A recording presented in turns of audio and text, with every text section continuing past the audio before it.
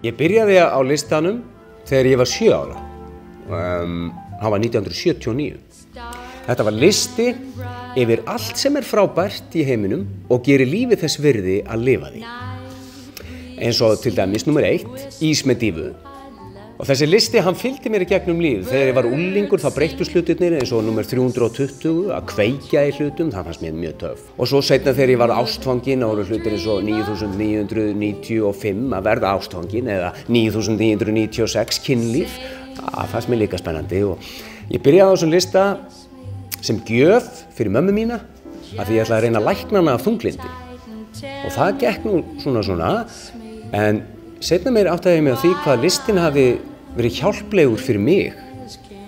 Hvernig hann hjálpaði mér að meta alla þessa litlu frábæru hluti sem að gefa lífinu gildi og eru virkilega þessi virði að lifa fyrir.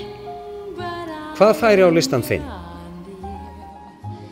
Það morgunkaffibóllinn í ró og næði. To travel and discover new cultures and new language. Hamingju barnanna minna. Það er fátt betra en að borða góðan ost. Ekki síst, dóttir mín. Fótbolti. Að fá ókunnu til að hlæja. Stund í góðra vina hóp. Barnabörnin mín. Faðmlag, sérstaklega þegar maður á það ekki skilið. Ís og líka að klifra. Líka klifra og leika á trampolínu og hoppa út um allt. Gott viðmót.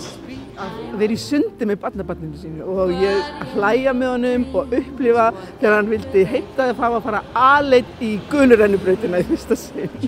Og ég hugsaði bara, hvað lífið frábært. Ef þú lifir lengi og kemst út á enda án þess að verða nokkuð tíman pínulítið þunglindur, þá hefur þú kannski ekki alveg verið að fylgjast nógu vel með.